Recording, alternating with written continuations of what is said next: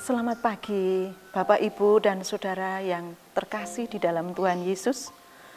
Untuk mengawali aktivitas pada hari ini, marilah kita bersama-sama mendengarkan firman Tuhan, seraya menghayati dan mewujudkan dalam hidup kita sehari-hari. Namun sebelumnya marilah kita berdoa, mohon pimpinan Roh Kudus untuk menguasai hidup kita. Mari kita berdoa. Bapa Surgawi, dengan kerendahan hati kami memohon berkat-Mu agar Roh Kudus membuka mata hati kami masing-masing untuk bisa menerima, mendengarkan, dan melaksanakan firman-Mu dalam kehidupan sehari-hari. Kiranya Roh Tuhan hadir di tengah-tengah kami. Dan semua ini kami minta hanya di dalam nama Tuhan kami, Yesus Kristus. Amin.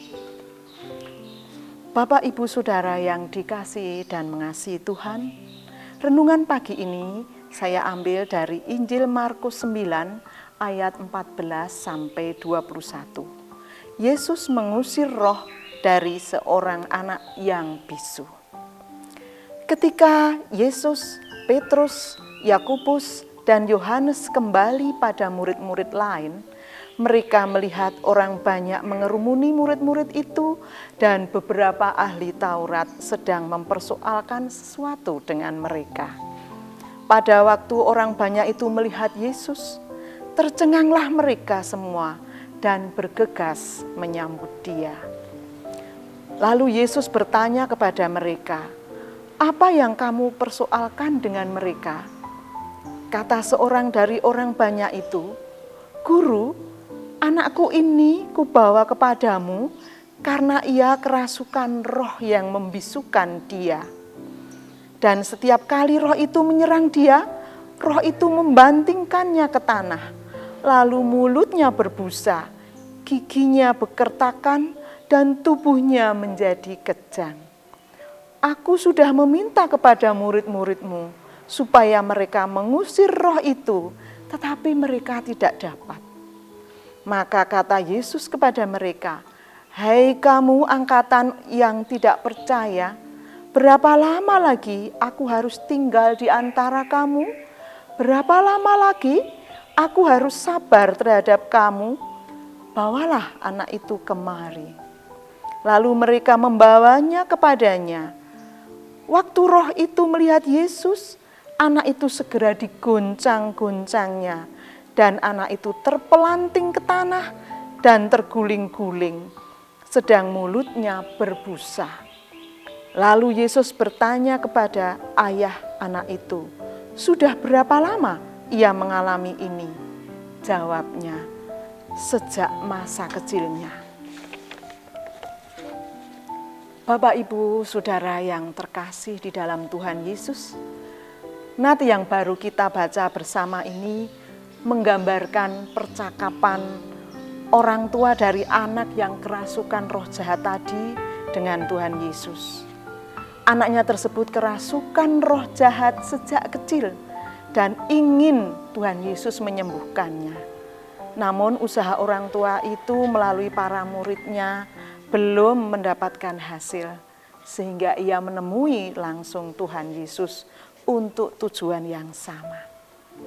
Orang tersebut menceritakan betapa menderitanya seorang anak sejak kecil kerasukan roh jahat yang membisukan dan menulikan dirinya. Kenapa? Karena ketika roh jahat tersebut menyerang dia, maka roh tersebut membanting-banting tubuh anak itu ke tanah. Mulutnya berbusa karena menahan rasa sakit dan terjadi kertakan gigi serta ototnya kejang-kejang. Tuhan Yesus sangat memahami bahwa orang tersebut merupakan orang yang tidak percaya kepadanya. Namun, karena belas kasihan dan imannya, maka Tuhan Yesus menolong mengusir roh-roh jahat itu dalam tubuh anaknya.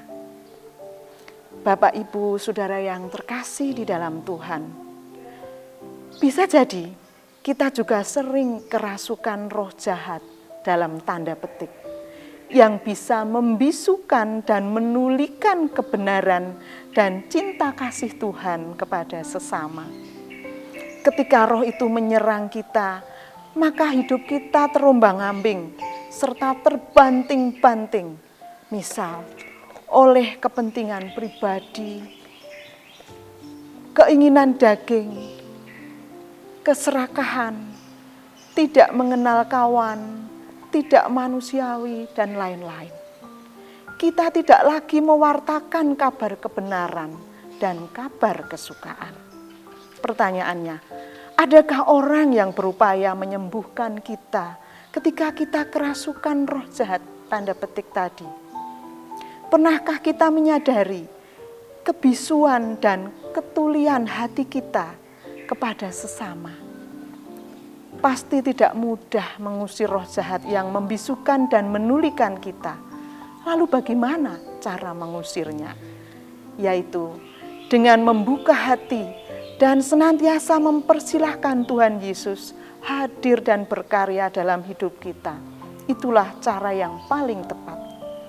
Hidup dengan kebenaran, tidak ada kebohongan, penuh cinta kasih dalam menghadapi permasalahan, juga menghargai orang lain, sabar, tidak dendam, hidup rukun dan memaafkan kesalahan orang lain. Terutama pada masa pandemi ini, tentu sering muncul permasalahan-permasalahan baik di masyarakat dan di dalam keluarga kita. Maka hendaklah kita senantiasa peka. Kita belajar tidak membisukan dan menulikan hati kita terhadap sesama. Saling mendoakan satu dengan yang lain, dan lebih memberi ruang agar Roh Kudus menguasai hidup kita masing-masing. Amin. Marilah kita berdoa. Tuhan Allah Bapa Surgawi, puji syukur atas firman-Mu, mengingatkan kami semua untuk tidak membisukan dan menulikan hati kami masing-masing, dan peka terhadap lingkungan di mana kami semua berada. Bapa juga mampukan hamba-Mu yang telah Engkau pilih melayani di gereja-Mu. Kiranya Tuhan beri kemampuan, kekuatan, kesabaran, dan juga kesetiaan dalam pelayanan. Berkatilah juga warga-Mu agar senantiasa jemaat-Mu senantiasa bertelut kepadamu dan hanya berserah kepadamu di dalam mengatasi permasalahan-permasalahan hidup ini. Kami juga doakan bangsa dan negara kami di masa pandemi ini agar bisa segera mengatasi pandemi ini dan menjadikan semuanya sukacita, sehat, dan bahagia. Bapa, ampunilah segala kesalahan dan dosa-dosa kami semua.